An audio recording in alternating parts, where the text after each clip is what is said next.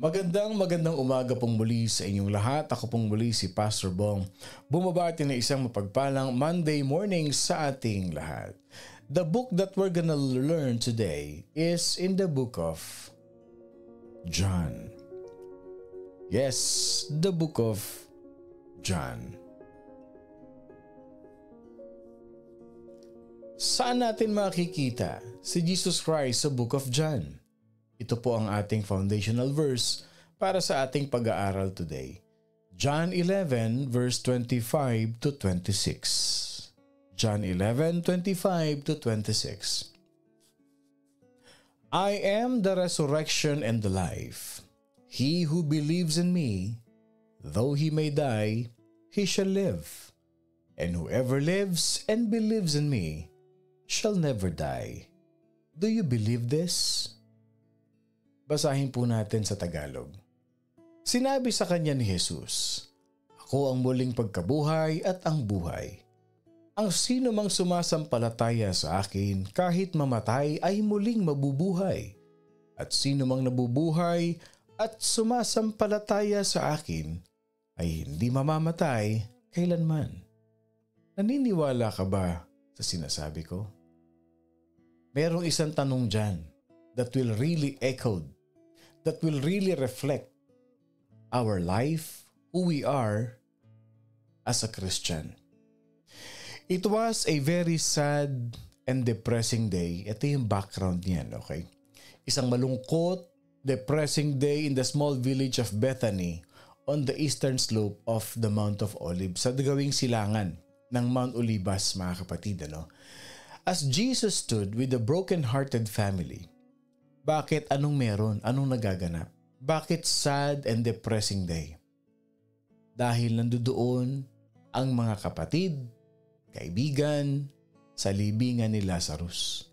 Ito ang background ng verse na yan.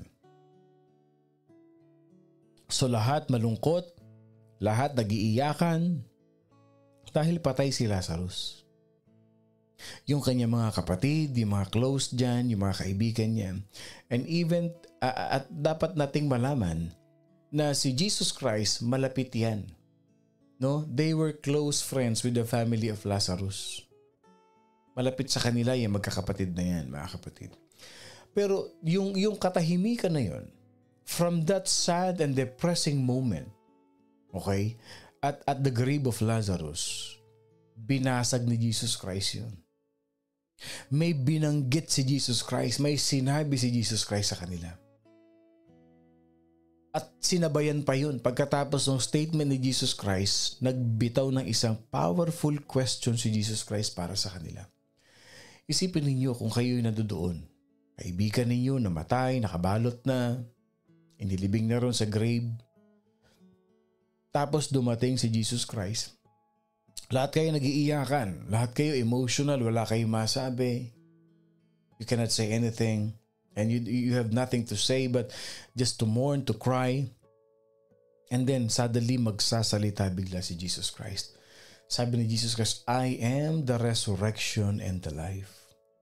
He who believes in me, though he may die, he shall live. And whoever lives and believes in me shall never die. Ito po ay isang statement. This is one statement, but it is among the absolute. Pag sinabi nating absolute, matindi ito sa Tagalog. Absolute, sigurado, walang alinlangan. And this is the most authoritative statement of the Lord's deity or divinity. Isa ito sa mga salita ng Panginoon Diyos na pinatunayan niya. Yung kanyang authority, yung kanyang divinity, yung kanyang kabanalan, yung kanyang pagiging anak ng Diyos, mga kapatid.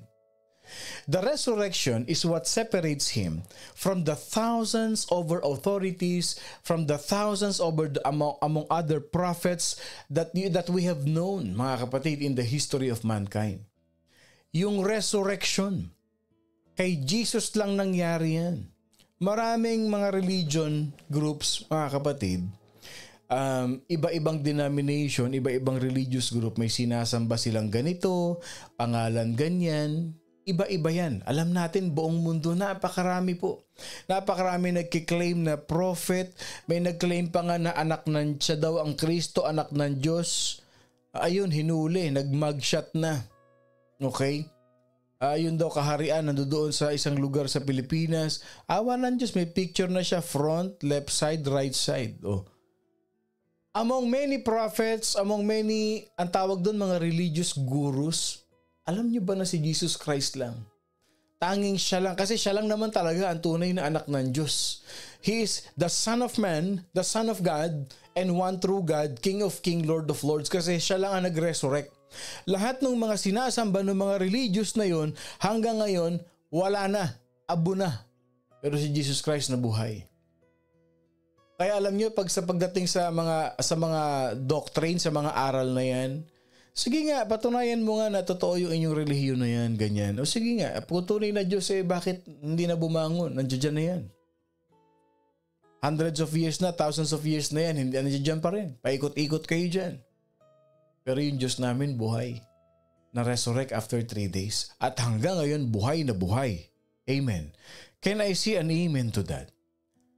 Lahat tayo naniniwala na ang Diyos natin buhay na buhay. Nakikipag-usap, nakikipagkwentuhan sa atin whenever you want, 24/7, 365 days a year. Andyan sa atin, kasama natin, nakatingin sa atin, nakikipag-usap sa atin, kino-comfort ka pa kadalasan pagka malungkot ka, binibless ka pa pagkailangan kasi ang Diyos natin buhay. Ang Diyos natin buhay. Can I see an amen to that? My God is alive. So after declaring Himself to be the resurrection and the life and His victory over death, mga kapatid, alam niyo ba na hindi lang yung magkakapatid ni Lazarus ang tinanong niya? After niyang ma-resurrect after 3 days, mga kapatid, alam niyo ba na si Jesus Christ nakatingin din sa atin? Nakatingin din sa atin si Jesus Christ. At tinatanong din tayo ni Jesus Christ, do you believe this? Do you believe this? Lahat ng tao sa mundo, tinatanong ni Lord, do you believe this?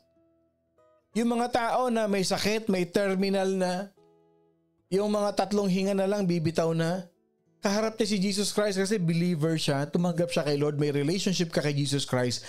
Alam mo ba na tinatanong yan, do you believe this? I am the resurrection and the life. May sakit ka ba? Tinatanong ka ni Jesus Christ, do you believe this? Naniniwala ka ba na ako ang buhay? Na ang sino mang maniwala sa akin, kahit mamatay, muling mabubuhay? Tinatanong ka ni Jesus Christ ngayon, naniniwala ka ba doon? One of my personal frustrations, mga kapatid, in scripture reading, okay? Yung sinatawag kong personal frustration pag nagbabasa ako ng Bible, mga kapatid, is that it is not like all the other writings. Hindi yan, yung pagbabasa ng Bible, hindi linear, hindi yung may sequence, hindi. Ang pagbabasa ko ng Bible, yung personal frustration ko is I always allow myself to be led by the Holy Spirit. Ibig sabihin, hindi ka nagbabasa for learning, but you are reading the Bible for talking and communicating with God. That's how you read the Bible. Hindi ka nagbabasa ng Bible na parang nagbabasa ka lang ng libro. Hindi.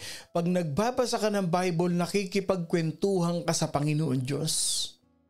Kasi minsan, kadalasan pa nga mga kapatid, when you read your Bible, may ini-emphasize si Lord doon sa kanyang mga salita. Kaya pag binasa natin tong statement na to, do you believe this? Hindi mo yan binabasa as a question, but you are reading it as a question of God to you. Naranasan nyo na ba yan nung nagbasa kayo ng Bible na parang may binasa ka? Para ako ba to? Kinakausap ba ako ni Lord ngayon? Sige nga, can I see an amen to this?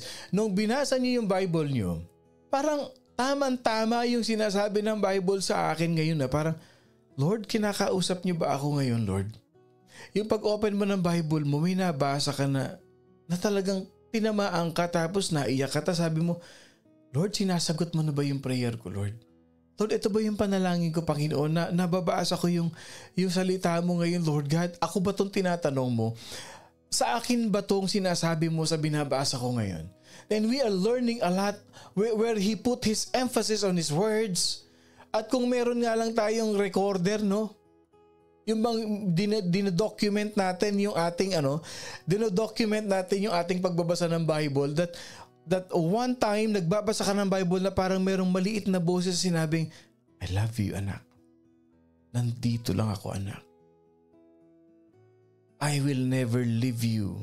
Kahit kailan hindi kita iniwan. Tapos nung binasa mo yung Bible, grabe, tinamaan ka. Oh. Tumutulo yung luha mo. Sabi mo sa sarili mo, Lord, salamat po ah.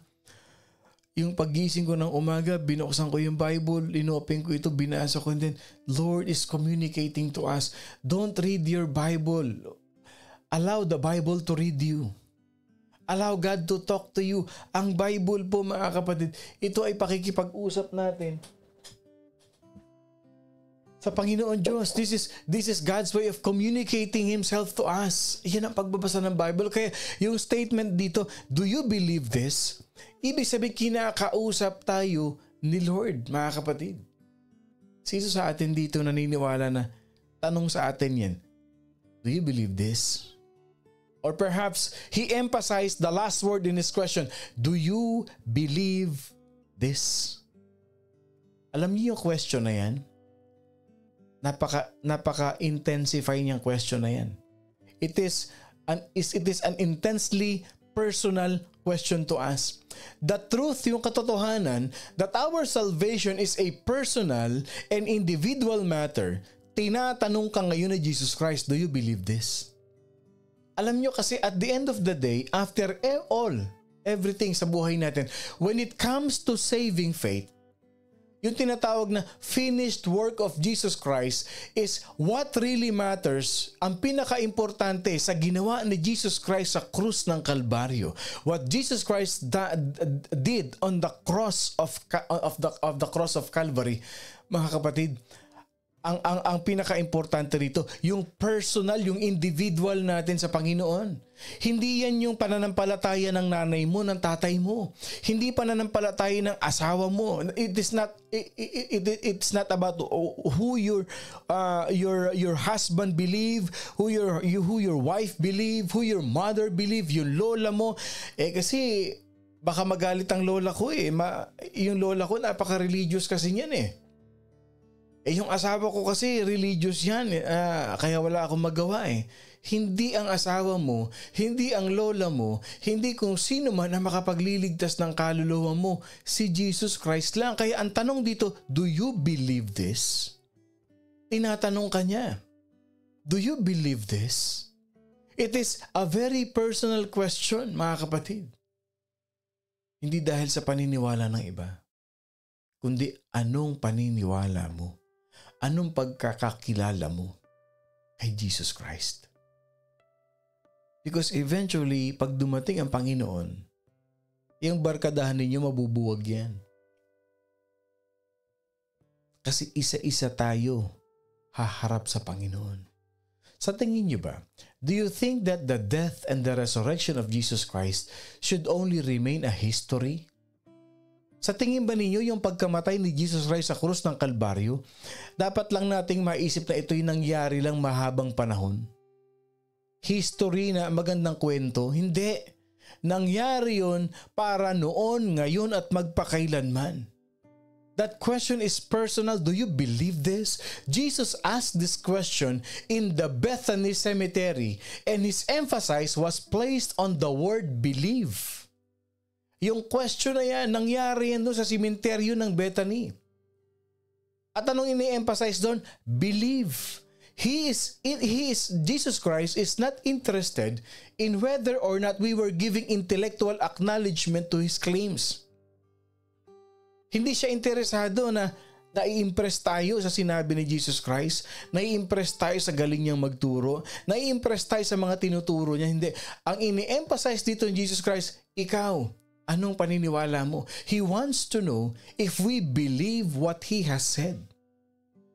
Ang tanong ni Jesus Christ, do you put your total trust, do you put your total faith in Him and in His words? Yun ang tanong sa atin. Yun sabihin, do you believe this? Naniniwala ka ba na ako ang buhay? Na pag naniwala ka sa akin, hindi ka mamamatay? Sa ating Panginoong Jesucristo, with Jesus, remember this. The real issue is always one, faith. Sa Kanya lang. Jesus' question, o yung tanong ni Jesus Christ na yan sa Kanyang statement, is not just personal. It is pointed, matulis, tusok. Do you believe this? But now to the heart of the issue of His claim to being the resurrection and the life. Yun yung tinatanong niya. Naniniwala ka ba na ako ang resurrection and life? Naniniwala ka ba na ako ang muling pagkabuhay at ako ang buhay? Yun yung point ng question, mga kapatid. Why? Because true faith must always rest on what you call objective truth and real fact. Ang isang tanong, kaya ka nagtatanong, kasi meron kang objective truth. Meron kang real truth, meron kang real fact. Pag tinanong ka, halimbawa ganito, naniniwala ka ba na pagka tumalong ka dyan sa 15th floor, pagbagsak mo, patay ka? Anong sagot? Oo, naniniwala ako. Kasi bakit? May real truth. May objective truth. May real truth. Naniniwala ka ba na pag itong kalamansi, ipiniga ko dyan sa kape mo, ang pangit ng lasa? Naniniwala ka ba na itong kalamansi na ito, pagka ito sinipsip mo ito, mapapangiwi ka sa asim? Kasi truth, may katotohanan.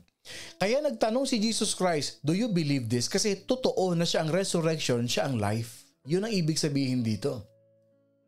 Jesus is asking us the same question. Do you believe this? In other words, naniniwala ka ba na pag tinanggap mo si Jesus Christ as your Lord and personal Savior, siya ang sinamba mo, ma-restore yung relationship mo sa Kanya, naniniwala ka ba na hindi ka mamamatay, mabubuhay ka ulit? He wants to know if we believe on this, if we believe on His claim of His deity, of His divinity, may buhay ka. Totoo naman, hindi ba? Kasi once upon a time, we were dead in our transgressions. Patay na tayo sa ating mga kasalanan. Pero nung tinanggap natin si Jesus Christ, at alam niyo, natutuwa ako.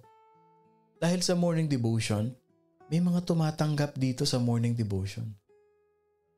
May mga lumalago dito sa morning devotion sa pakikinig nilang salita ng Diyos tuwing umaga.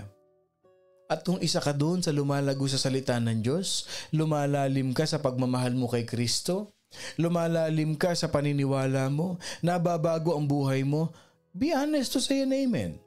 Yung napapaalalahanan ka rito na yung belief mo, yung trust mo, yung faith mo, lumakas, lumalim, tumibay sa Panginoon Diyos dahil sa pakikinig mo ng morning devotion, inspire others. Ako yun. Amen. I say amen to that. Kung lumago tayo sa paniniwala natin. When Jesus said, ayan, salamat kapatid, thank you. Salamat. Ayan, nag-amen sila. O si Ethel, si Bebelyn, si Kat, si Ate Lily. Amen to that. Alam niyo na sinabi ni Jesus Christ na, I am. Alam niyo ba, yung mga nakikinig sa Kanya, nagulat. He captured the attention of all the people around Him. Sabi niya, I am. Alam niyo kung bakit? Bakit nagulat yung mga tao nung sinabi ni Jesus Christ, I am the resurrection and the life. Do you know the reason why? Yung salitang I am, yun yung sinabi ng Panginoon Diyos kay Moses when he was talking to God in the burning bush. I am was the word that was used by God when He revealed Himself to Moses in the burning bush. Di ba sabi ni Moses, Lord, sino ba sasabihin ko nagpadala sa akin? Ano sabi ni Lord? I am has sent me to you. I am. Kaya nagulat silang lahat nung sinabi ni Jesus Christ, I am. Napatingin sila kay Jesus Christ. Aba, Diyos lang ang nagsalita noon ng panahon ni Moses. Pero ito si Jesus Christ, sabi niya, I am the resurrection and the life. all those who are listening in that day, in that time, in that place, they recognized it to be what? An affirmation of the divinity of the Lord Jesus Christ. Sabi niya, siya nga ang anak ng Diyos. Siya nga ang Messiah. Sabi niya, I am the resurrection and the life. Ang tanong, sino si Kristo sa buhay mo? At pag binasa natin ang New Testament, anong sabi ni Paul sa mga taga-Colossians? Colossians chapter 1 verse 15, He is the image of the invisible God. Siya ang wangis ng Panginoon Diyos. Grabe, no? I am. Sa gospel ni John, mga kapatid, sinulat talaga niya yung I am statement of Jesus Christ.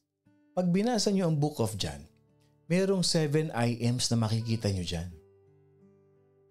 Ilan sa atin nakabasa na ng book of John?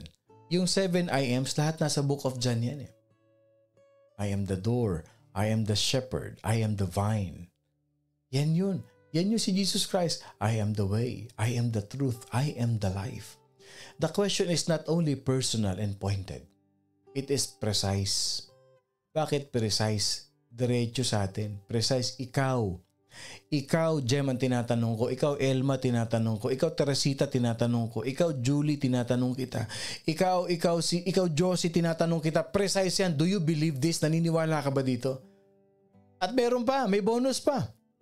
Jesus is asking us if we believe this. Yung kanyang claim ng kanyang divinity, yung claim ng kanyang pagkabanal, yung claim ng kanyang pagka-holy. Ano sabi dito? Though he may die, he shall live. O naniniwala ka ba doon? Naniniwala ka ba doon sa tanong ni Jesus Christ na nasa statement ni Jesus Christ na kahit mamatay ka, mabubuhay ka? Naniniwala ka ba doon sa sinasabi na siya ang resurrection, siya ang buhay? Jesus Christ means only this. Yung katawan natin mamamatay. Totoo yan.